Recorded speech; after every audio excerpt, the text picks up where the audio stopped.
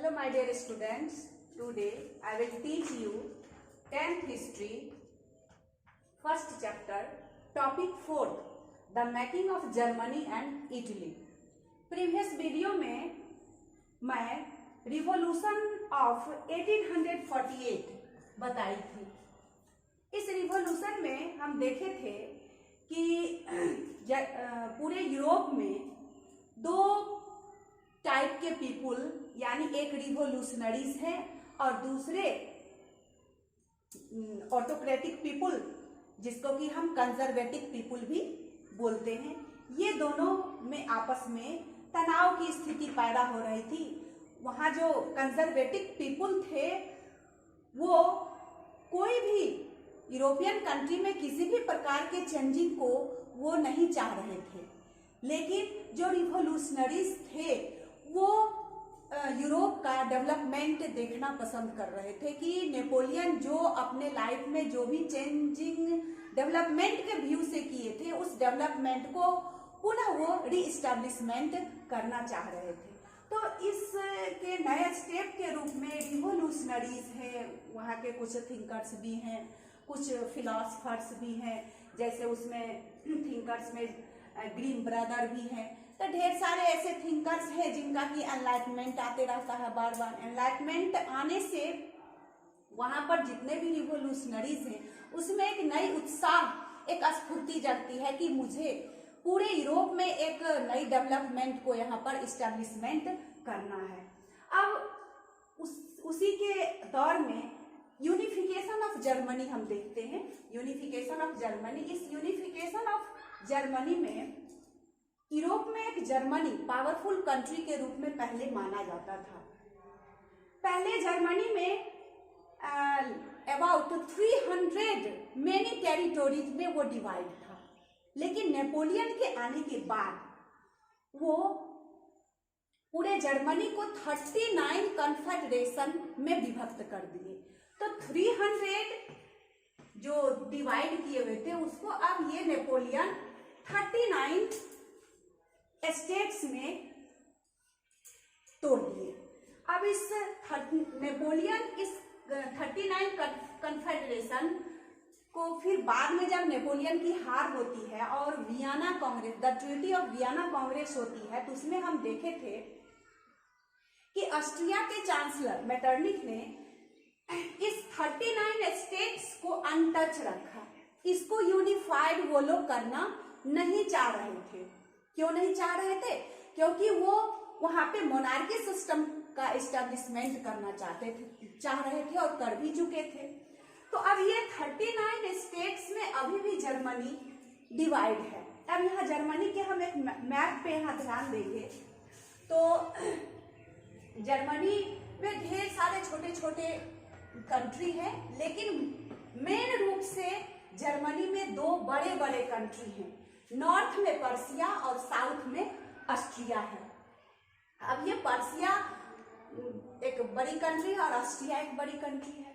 अब इसमें हम देखे थे द ट्रीटी ऑफ वियना में कि ऑस्ट्रिया, यानी कि इसके कंजर्वेटिव पीपुल जो थे वो ऑस्ट्रिया का यहाँ पे पूरे जर्मनी में दबदबा बना हुआ था, पूरे जर्मनी में। अभी ऑस्ट्रिया बिलोंग्स करते थे कंजर्वेटिज्म से और पर्सिया के जो पीपुल थे वो लिबरल पीपुल थे। इट मीन्स ऑस्ट्रिया के जो पीपुल थे वो डेवलपमेंट को नहीं चाहते थे। जो ट्रेडिशन शुरू से चली आ रही थी उसमें कोई चेंजिंग वो लोग नहीं चाह रहे थे, लेकिन पर्सिया के जो पीपुल थे वो डेवलपमेंट को चाह रहे थे। यानी नेपोलियन के द्वारा जो वहां पे डेवलपमेंट किया गया और कंजर्वेटिज्म रेजिम में जो उसको हटा दिया गया, इस बात को लेके पर्सिया में बार बार चर्चा होती रहती थी कि मुझे डेवलपमेंट चाहिए, मुझे इंडस्ट्रियलाइजेशन चाहिए, तो मुझे वेलफेयर, पीपुल वेलफेयर के बहुत सारे काम होने चाहिए। लेकिन ऑस्ट्रिया ऐसा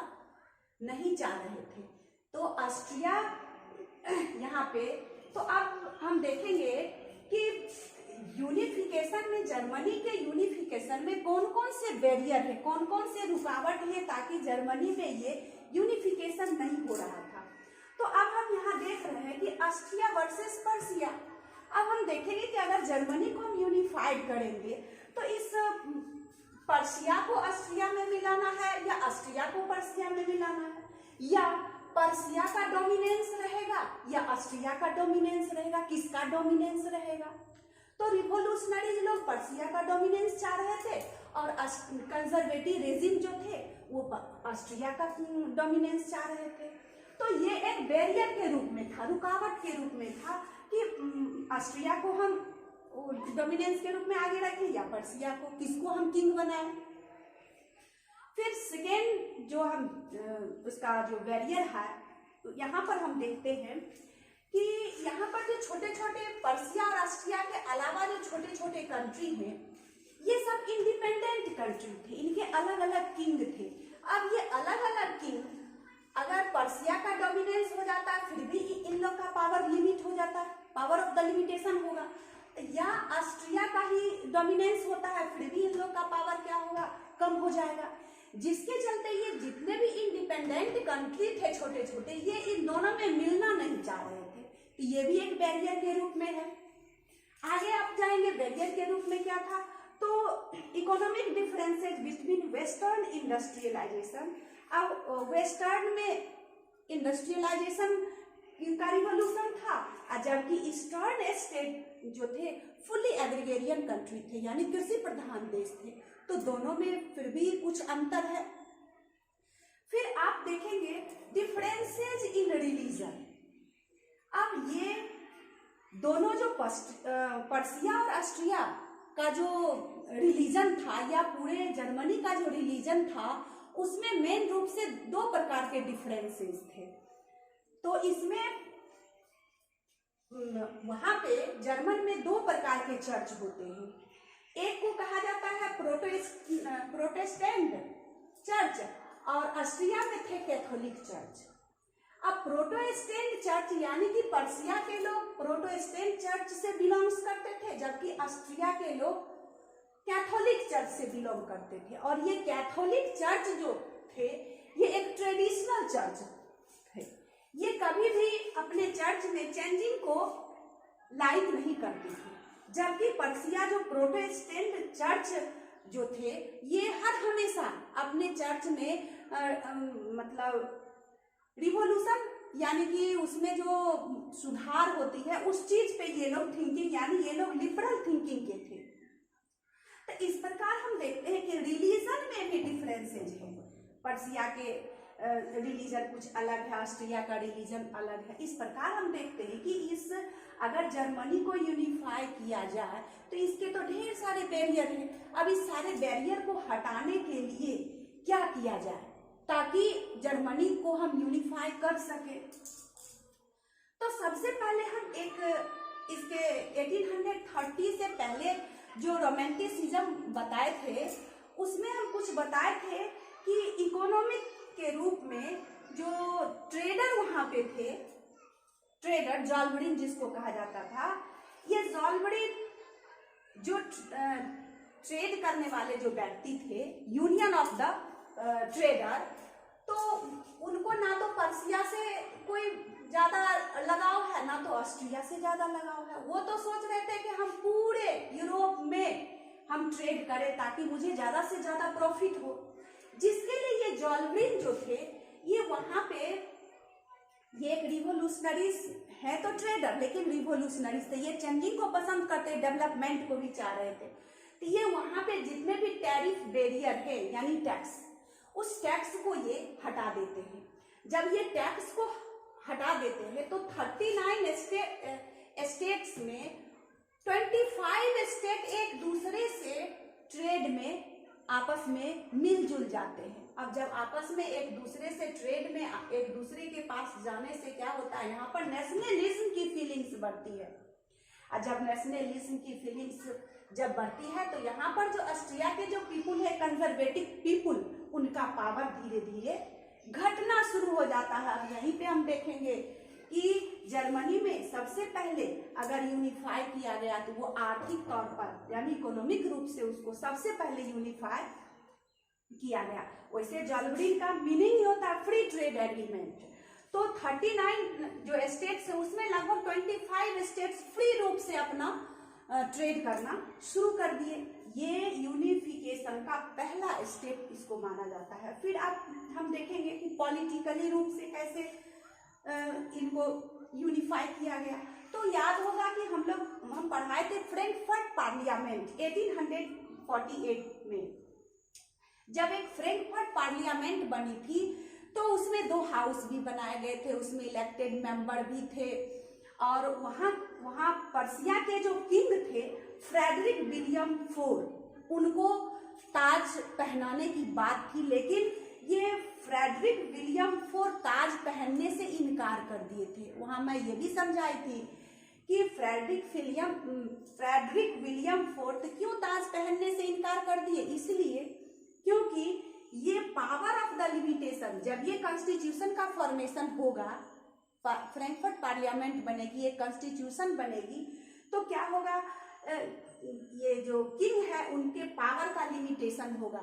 जबकि ये फ्रेडरिक विलियम IV कभी भी पावर का लिमिटेशन नहीं चाह रहे थे, जिसके चलते ये ताज को इनकार कर देते, वहां के राजा बनने से इनकार कर देते। फिर उसी स्थान पे इनके भाई ही है विलियम I, जिनको कि वहां का पर्सिया का किंग बनाया जाता है। इस पर्सिया का विलियम I को अब ये पर्सिया का किंग बनाया जाता है। जो ही विलियम I पर्सिया का किंग बनते हैं तो वहां आते ही वहां के एक बहुत बड़े व्यक्ति हैं ओटो वान बिस्मार्क, जिनको कि ये आते ही ये अपना अपॉइंट करते हैं प्राइम मिनिस्टर के पद पे।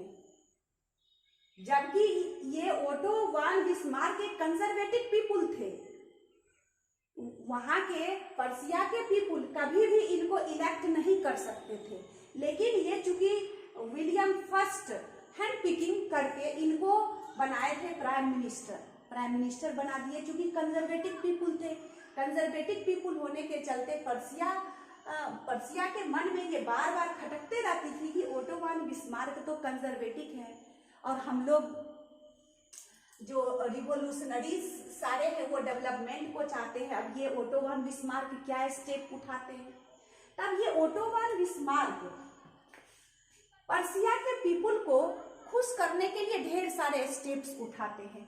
तो उस स्टेप्स में आप देखेंगे कि स्टेप्स ऑफ द बिस्मार्क, वही बिस्मार्क का जो स्टेप्स है, पहला स्टेप्स है कि पर्सिया में सोशलिज्म की एक दौर चल रही थी। तो सोशलिज्म तो एक प्रकार का सोशल डेमोक्रेटिक ये पार्टी होती है, तो ये सबसे पहले सोशल डेमोक्रेटिक पार्टी को बैंड कर देते हैं।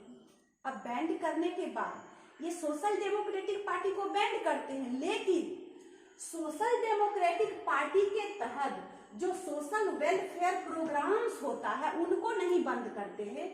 यानी इस प्रोग्राम के तहत health insurance, accident insurance, old age pension, ये सारे चीजों को वो जर्मनी में स्टार्ट करते, जो सबसे पहला ये स्टेप है, जिसके चलते यहाँ के जो सोशल डेमोक्रेटिक पार्टी के जो पीपुल थे पर्सिया के, वो भी खुश कि चलो अब ये बिस्मार्क के आने के बाद ये हमारे पर्सिया में जो है नई नई चेंजिंग आ रही है, डेवलपमेंट को किया जा रहा है।